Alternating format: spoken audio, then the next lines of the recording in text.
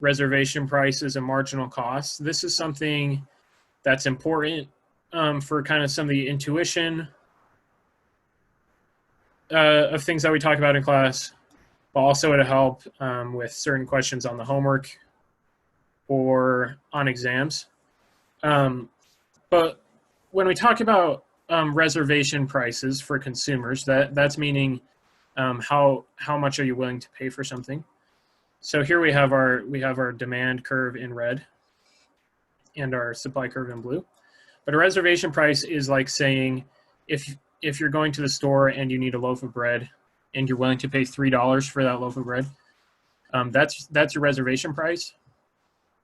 And you get to the store and the price is actually $2, right? So your surplus is going to be $1, right? Because it's the difference between your reservation price and the actual price. Then when we talk about marginal costs, that's on the supply side.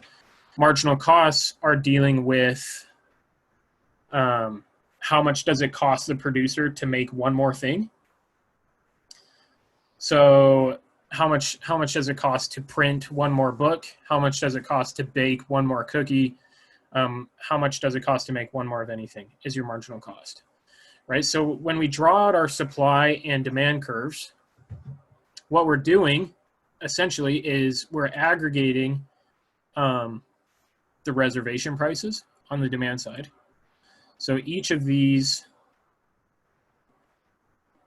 spot along this demand curve is a consumer's reservation price. And each spot along the supply curve, we're aggregating the marginal cost. So each spot here is marginal cost of creating one more good. Then at the middle, we have everybody's favorite of equilibrium here at the star.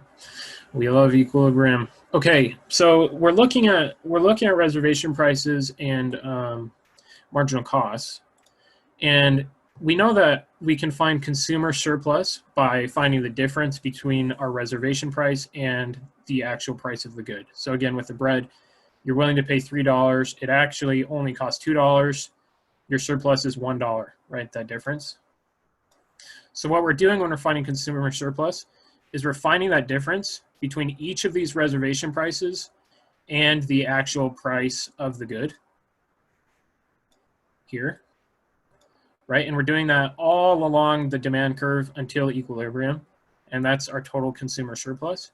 At the same side, we're looking at producer surplus, which is how much does it cost me to make this thing versus how much can I sell it for. So at the very bottom here of the supply curve, this producer has a very low marginal cost, so their producer surplus is large, right? Because it costs them very little to make it and they can sell it for that price. As we move up, the marginal cost is increasing and the producer surplus is slowly decreasing, but still positive. They're still gaining surplus from selling it because they can make it less than they sell it for. And by aggregating all of those points, we are getting our producer surplus. What happens at the middle point here at equilibrium is price is equal to marginal cost, which is equal to reservation price, right? So at that point, the consumer is willing to pay the price of the good. So their consumer surplus is zero, right? They go to the store and they're willing to pay $2 for a loaf of bread, and the loaf of bread costs $2.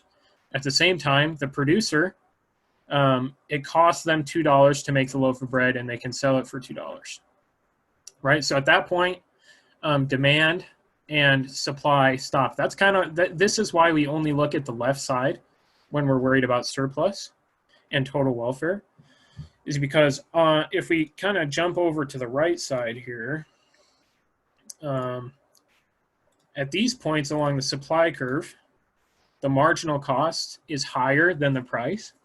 So it'll cost a bakery at any of these points, it'll cost the bakery like $3, $4, $5, anything more than $2 to make a loaf of bread. So they would be losing money by selling these things. And along these points on the demand curve, the reservation price is lower than the actual price. So they would be willing to pay $1 for a loaf of bread, and the price is actually $2, so they wouldn't buy it because they'd be losing out because they're willing to pay less than the actual price.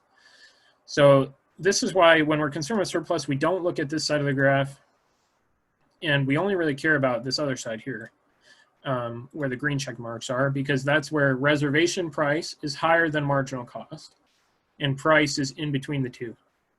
Right? So reservation price is higher than the price. So the consumers are gaining because they're willing to pay more than it's selling for. And the producers are gaining because they can produce it for less than they're selling it for. So they're getting profit, and consumers are getting surplus through that. And when we find consumer surplus and producer surplus, we're taking the sum, we're summing all of these points on the left side of the graph to find total surplus. And this is important to think about because the demand curve is just an aggregate of all reservation prices of consumers in the market. Supply curve is the marginal costs, and the surplus is anything. Producer surplus is anything above the supply curve and below the price. Consumer surplus is anything below the demand curve and above the price. So hopefully this is helpful. Hopefully that clears some things up. Let me know if this helps. I'll try and kind of throw a few of these things together about topics like this, kind of as we move through the semester. I go much more in depth in these things in my recitation and lab hours, so definitely feel free to drop in if you have any questions when those come around,